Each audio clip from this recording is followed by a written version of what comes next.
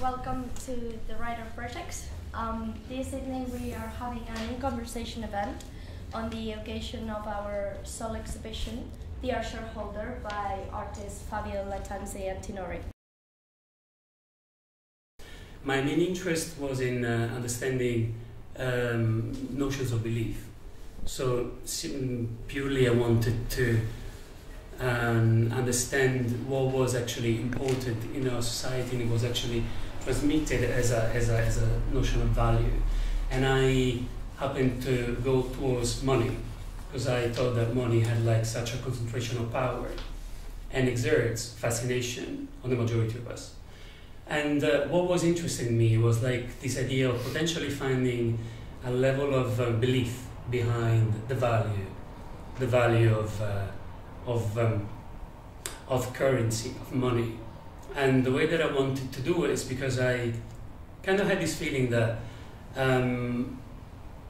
the whole financial system is so important, but it's also alive thanks to billions of voluntary acts of faith, which are perpetrated by each one of us every day.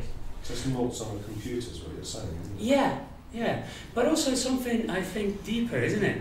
Because like it's in a computer, which is kind of, some philosophers would argue that computers are built in the same way that our brain is supposed to, our alphabet at least, is supposed to reason from left to right, at least in the Western world, small packets of information of digital culture. But it's also, I think, a symbol of something that it is virtual because it's virtual before it ends up in a computer. It's an agreement, obviously, like many other agreements that we believed in our society. So we chose to believe that this thing has a value. But then, am I already No, I mean, I think so. Maybe I should kind of jump in at this point in time and just talk about why I'm also very interested in Fabio's work, because as Ashlee and Patty kind of mentioned at the beginning, that I look after a collection of early digital practices which date back to the late 60s. And 99% of the works in the collection are works on paper. So when I saw this Fabio's work, it kind of, there's a resonance between the practices of early practitioners as well as his work. And one of the reasons why people made, or artists made work, computer-generated work on paper, was because there was no physical means of recording what they produced on the screen, short of photographing it or making screen prints afterwards, or obviously there were plotter drawings, but there was very much a necessity that drove the decisions to create computer-generated work on paper. And I think we tend to think that digital has to be born digital, that it has to be, or predominantly is on a screen or exists virtually. But there's a beautiful materiality to the works. The fact that data flags, you know that it's paper, but most of the times, because people don't have an experience of being presented with such a big piece of paper, you would think that it's some kind of plastic, or some people thought that it was metal or something else. But obviously rolls of paper are even bigger than this one. This is a Somerset paper, which this one is also screen printed with a specific paint, which makes it conductive. And again, it makes it a circuit, like an electric circuit. But again, it's a piece of paper.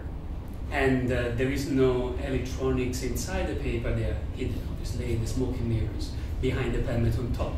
But what you're left with is this big piece of paper that sings.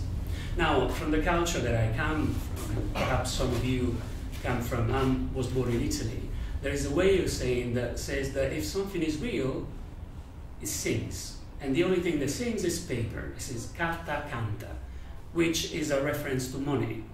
It says that at the very end, if you want to know the equivalent of show me the money.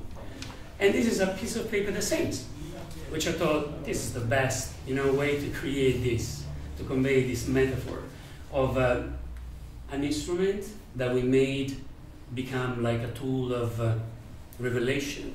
This one, in this case, when you touch it, it sings back at you the last 10 years of Lehman Brothers transactions. We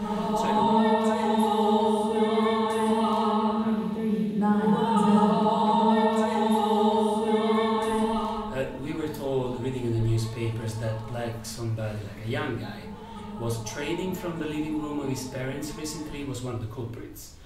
But few people actually shed light on what's happening at a deeper level in there.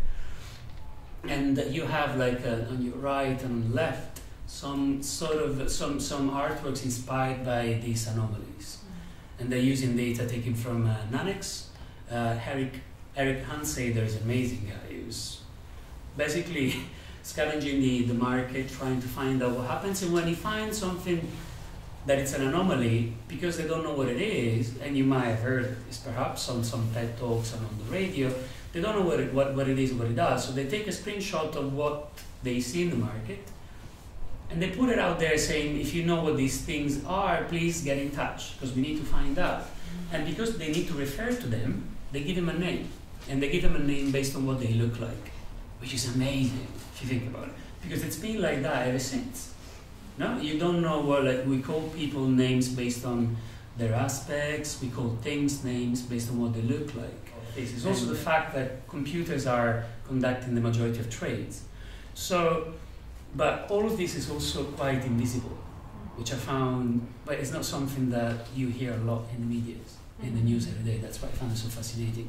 So, it works that if you touch it, if you are warm enough, and conduct here now.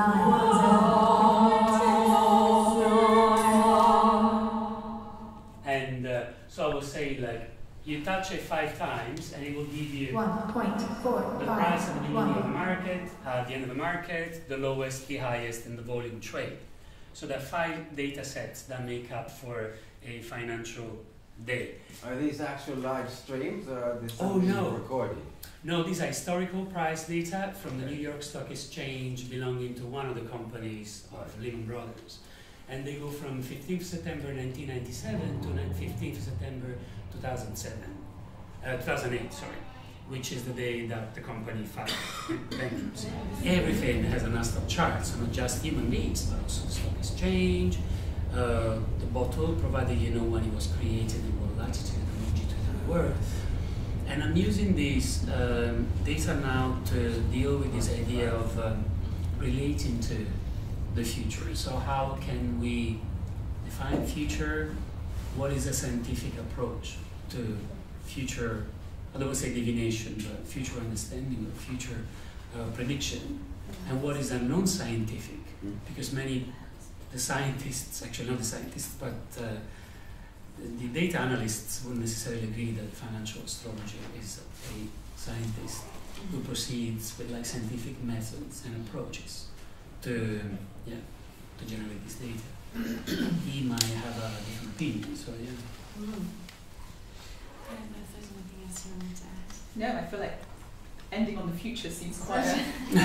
So I'll make sure I can follow